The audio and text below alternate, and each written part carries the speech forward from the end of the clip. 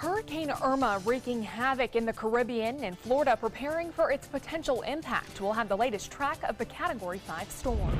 And although it's not certain whether or not the Suncoast will take a hit, folks here are taking no chances. Your Suncoast News starts right now. Live from our studios on Florida's Suncoast, this is ABC7 News at noon. Your Suncoast News. We're here for you. Hello and welcome. I'm Jacqueline Matter in for Scott Dennis. Thank you for joining us. Topping our noon, the latest on Hurricane Irma. The storm is now one of the most powerful storms ever recorded over the Atlantic Ocean, and it's already made landfall. First Alert meteorologist John Scalzi joins us with the latest updates. John? Yeah, just a terrible, terrible storm. Take a look at the circulation from the visible satellite of the new GOES imagery, and you can see a completely defined eye wall. Still 185-mile-an-hour winds reported, now bearing down on these little islands right here. That's the Virgin Islands, and it is just about making landfall there. A terrible, terrible storm. Earlier this morning, it made landfall on Antigua and St. Martin, and we have some video of what it was like during the overnight there as that storm moved through. Now, they clocked on an anemometer there 175-mile-per-hour wind before the machine broke, but this remotely controlled camera did pick up just what it was like. I can't even imagine what that could have been like, 175-mile-an-hour winds coming through in the middle of the night. Now, they have some pretty good storm codes there for building, but still, this is bigger than anything those people have ever experienced on that island. Just horrible. Now, computer models during the overnight have shifted a little bit further to the east, which is great news for the state of Florida. Still not out of the gun yet, but Hurricane Irma with 185-mile-an-hour winds now bearing down on the Virgin Islands is soon to make it hopefully just a little to the north to Puerto Rico, keeping the strongest winds offshore. That's the hope, but it still has an expansive wind field, so certainly they will experience something. Moving then north of Hispaniola toward Cuba, and then curving on Sunday night toward Florida. But look at the forecast track. The whole thing has shifted further to the east, which is great news. Now, we are still in the cone of uncertainty. The error out that far is 200 miles. So, I mean, we could still certainly see the track of the eye be right over us, and the forecast would still be valid. But with successive model runs, hopefully we will see this easterly shift continue as we watch the forecast error begin to shrink as we get closer to the weekend. So that's what we'll be watching. We now have hurricane watches up for parts of the Bahamas and for Cuba, and warnings up for the Turks and the Caicos and the northern shores of the Dominican Republic. We'll have the complete forecast for you coming up in just a few. All right, thanks, John. As Hurricane Irma barrels through the Caribbean, Puerto Rico and Florida are now scrambling to get ready. ABC's Maggie Rulli has more. Hurricane Irma's tearing through the Caribbean as a powerful Category 5 and showing no signs of slowing down. St. Bart's, Barbuda, Guadalupe caught up in the devastating path. The storm's now bearing down on St. Martin, battering the tourist hotspot with sustained winds of 185 miles per hour and gusts even higher. We are literally inside like three doorways in, and this is what you can hear and see. The U.S. now bracing for impact. Puerto Rico's preparing for a catastrophic event with 700 people already in shelters. No one is ever ready for a Category 5 hurricane. And Florida is sitting directly in its path. This is serious, and we cannot take chances. The Florida Keys under mandatory evacuation. If you're told to evacuate, get out quickly. Remember, we can rebuild your home, but we cannot rebuild your life. Station after station out of gas.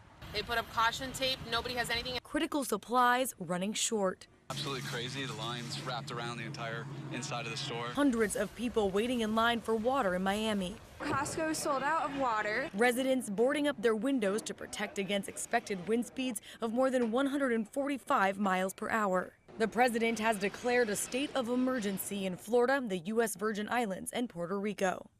The latest path for Irma shows the storm approaching Florida Saturday afternoon, hitting Miami as a Category 4 hurricane. Then skirting up the eastern side of the state is a Category 3 with wind speeds still at 125 miles per hour. Maggie Rulli, ABC News, New York.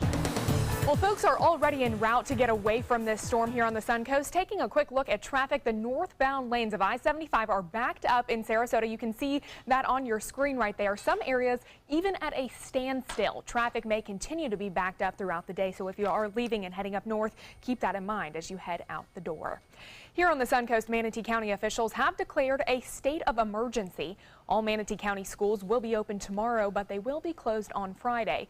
24 of the schools will become shelters for evacuees. Information on when those shelters will be able to accept people will be announced at a later time. Emergency officials discussed their game plans this morning just in case Irma decides to head our direction.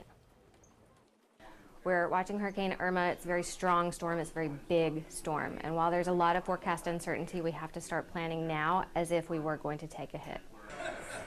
The meeting took place at the Public Safety Center in Manatee County. Sarasota County is expected to hold their meeting later this afternoon. People lining up to get sandbags on Englewood Road in Venice were sadly disappointed after the facility had to close this morning. Residents in the area were turned away by the county after waiting for hours in lines. According to county officials, a truck hit a power line, causing it to snap in half. The facility had to be closed while the power pole is repaired. However, the city of Venice is also offering sandbags at a number of other locations. People were loading up this morning as they prepare for the storm. Normally don't prepare, but this one's a little scarier for me, so I decided to get sandbags and protect my front door. The locations in Venice will remain open until they run out of sandbags. And over in Sarasota County, sandbags are available until 4 o'clock this afternoon at the following locations: Newtown Estates Park, Twin Lakes Park in Sarasota, and at the South County Fleet Facility in Venice. Now, we are being told the lines are extremely long to get those bags. This is a photo sent in to us from an ABC viewer from Newtown. The wait time is reportedly over an hour long. The situation is even worse at Twin Lakes Park. Traffic is at a standstill on Clark Road. Folks have been waiting almost 2 hours there to receive sandbags. And in Manatee County, sandbags are also being handed out at 5 locations until 6 o'clock tonight. Those locations include Buffalo Creek Park in Palmetto, GT Bray Park in Bradenton, Lakewood Ranch Park, the Stormwater Ops in Bradenton, and the Rabonia Community Center in Palmetto. The county will also distribute sandbags tomorrow from 10 a.m. to 2 p.m.